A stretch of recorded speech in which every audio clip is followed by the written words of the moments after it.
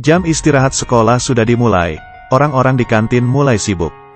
Lauk hari ini adalah daging sapi kaleng, dan si kacamata mau satu porsi. Tapi baru saja berbalik, makanannya sudah direbut oleh pembuli di sekolah. Dia memakannya, dan keluar sebuah gigi. Tetapi dia sama sekali tidak ada masalah gigi. Selanjutnya, hal yang membuatnya kaget adalah, di dalam makanan itu ada bola mata manusia. Pembuli itu berteriak ke sekitarnya mengatakan di dalam makanan itu ada daging manusia. Di saat itu, semua orang langsung berhenti makan. Telinga, gigi, semuanya ada. Makanan ini sia-sia. Saat itu polisi bernama Brennan dan istrinya Bones juga sedang makan. Menu baru di restoran disukai Brennan. Tapi setelah mendapat telepon laporan kasus, makanannya tiba-tiba menjadi tidak enak, dan ingin muntah. Brennan buru-buru ke sekolah. Bones menemukan tulang-tulang manusia. Dan dari tulang-tulang itu ia meneliti bahwa yang mati itu adalah laki-laki. Dari bentuk giginya bisa dilihat umurnya di atas 40 tahun. Dari kerusakan tulang dilihat bahwa mayatnya itu sudah ditambahkan proses dengan merendamkannya ke dalam saus. Juga menguatkan kesimpulan ini. Dengan begitu, pabrik pembuatan daging kaleng itu menjadi tersangka. Wanita rambut putih ini adalah kepala penelitian dan pengembangan dari pabrik makanan tersebut. Di saat itu, bos yang berada di luar kota juga buru-buru kembali. Dari daging kaleng itu, Bones menemukan sepotong tulang belakang. Ini bisa memastikan, proses pabrik ini menjadi cara untuk membunuh. Wanita rambut putih mengatakan proses pemeriksaan mereka itu sangat ketat. Bisa saja ada orang yang tidak hati-hati memasukkan daging itu ke dalam mesin. Bones menyangkalnya dan mengatakan di dalam ini tidak ada pakaian. Kemungkinan pembunuhan sangat tinggi. Di bagian forensik juga sangat sibuk. Mereka harus mengambil setiap kaleng dan mengambil bagian-bagian manusia. Sangat cepat, mereka menemukan korban pernah melakukan operasi otak, bentuk potongannya sangat khusus. Hanya ada 3 dokter dengan keterampilan medis yang luar biasa di negara ini. Dengan cepat, mereka sudah bisa menemukan identitas korban, yaitu seorang ilmuwan makanan bernama Howard, yang mengembangkan beragam jajanan, dan menjadi produk populer di pasaran. 5 hari yang lalu, rekan kerjasamanya Agatha, melapor bahwa dia menghilang. Bones dan Brennan buru-buru ke tempat penelitiannya. Agatha yang baru datang langsung mengatakan Howard mati di dalam pabrik kaleng. Di saat keduanya terkejut, Agatha berkata terus terang, indera penciumannya berbeda dengan orang biasa. Baru datang sudah bisa menyium bau makanan kaleng di badan Bones. Bahkan makanan kaleng jenis ini adalah penemuan dia dan Howard. Selain itu, Agatha juga membocorkan bahwa Howard sedang mengembangkan jajanan jenis baru. Dan bisa menghasilkan banyak keuntungan. Bisa saja ada yang menginginkan hal ini, dan membunuhnya.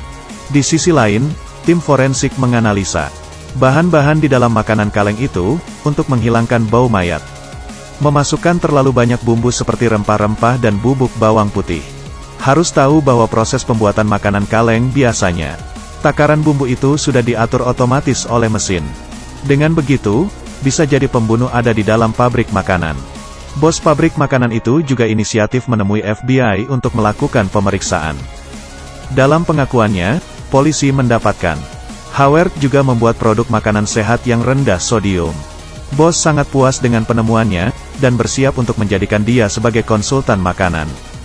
Dan wanita rambut putih yang bertanggung jawab sebelumnya, diturunkan menjadi asisten Howard. Bisa saja dia cemburu dan membunuh Howard. Dalam interogasi polisi, wanita rambut putih itu berterus terang.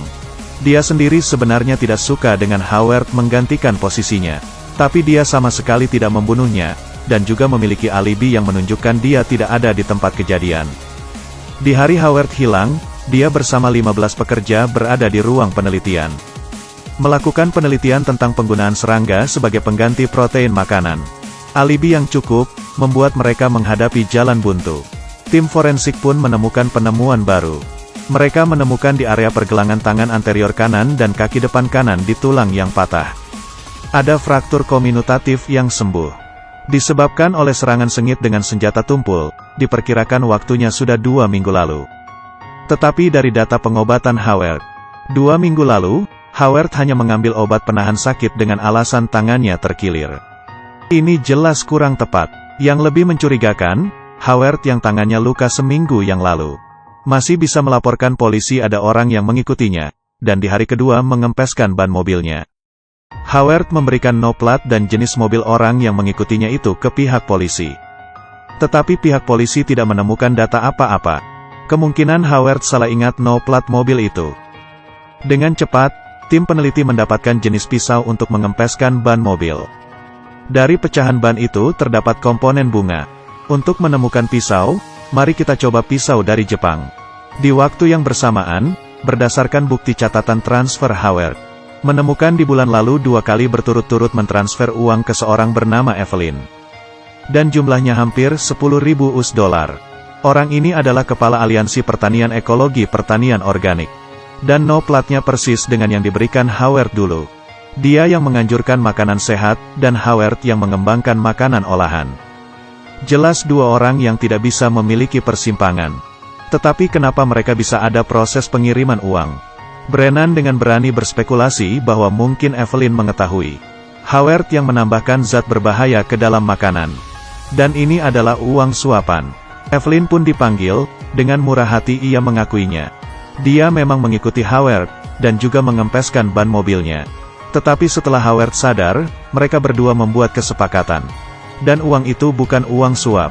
Itu adalah pendanaan Howard untuk penelitian makanan kesehatannya. Dan terungkap bahwa Howard sebenarnya bersiap untuk mengundurkan diri. Juga bermaksud untuk mengumumkan bahaya keamanan pangan yang sangat besar kepada publik. Sayangnya dia tidak tahu itu apa. Di sisi lain, tim yang membersihkan tulang yang patah menemukan petunjuk lain. Tulang selangkah Howard. Ada cedera tajam di tepi lateral klavikula Howard yang disebabkan sebelum kematian. Setelah diperbesar hingga 400 kali lipat. Luka ini kemungkinan diakibatkan dari jarum. Bones yang melihat langsung menyadari, ini adalah alat yang digunakan pabrik. Bisa saja karena mesin di pabrik itu membuat Howard terluka dan hingga kehabisan darah. Dan jarum suntik ini dikembangkan bersama oleh Howard dan Agatha. Agatha tetap menyangkal bukan dia yang membunuh Howard, karena dia tidak memiliki alasan. Lagian kalau Howard mati, penelitiannya juga tidak akan mendapatkan bantuan dana. Dia juga bisa kehilangan pekerjaannya. Melalui model animasi yang menunjukkan proses kejadian, tim peneliti terpikir bahwa bagian belakang jarum itu tidak disegel. Jadi kalau menjadi senjata pembunuhan, badan pembunuh itu akan penuh dengan darah. Di saat semuanya berdiskusi, Bones menemukan salah satu potongan tulang bukan berasal dari manusia, tapi tulang scaphoid yang patah dari kuda. Sangat jelas, pabrik olahan makanan kaleng. Dalamnya sebenarnya daging kuda. Di Amerika, mereka sebenarnya tidak menggunakan daging sebagai daging sehari-hari. Jadi tidak ada peraturan penelitian yang ketat untuk daging kuda. Dan daging kuda mungkin mengandung jenis bahan obat pereda nyeri dan anti demam. Dan dapat menyebabkan anemia aplastik, sehingga akibatnya cukup serius. Terlebih lagi, kumpulan makanan kaleng ini dikirim ke sekolah. Menghadapi teguran dari Bones, si bos masih melawan. Mungkin hanya ada celah dalam prosedur inspeksi pabrik. Brennan pun mengeluarkan semua bukti itu ke si bos. Dan tempat dia membeli daging untuk dijual itu. Yang dijual bukanlah daging sapi, melainkan daging kuda. Jadi bahaya makanan yang dikatakan Howard sebelumnya. Kemungkinan adalah hal ini. Bos karena hal ini, membunuh Howard dan menjadikannya makanan kaleng. Di saat itu sang bos pun masih melawan. Bones pun menggunakan cahaya khusus dan mengarahkannya ke kepala si bos. Dan menemukan sedikit darah di akar rambutnya. Dengan begini, mereka menangkap bos yang melakukan kejahatan. Dan dia mendapatkan hukumannya. Ini adalah sedikit cerita dari series kurang dari Bones lebih besar dari. Para pemeran utama berdasarkan mayat korban. Menemukan petunjuk-petunjuk yang mengarahkan ke pembunuh. Cerita di tiap episodenya sangat bagus untuk ditonton. Baiklah, film hari ini sampai di sini. Aku adalah Pao Mian, ketemu lagi di selanjutnya.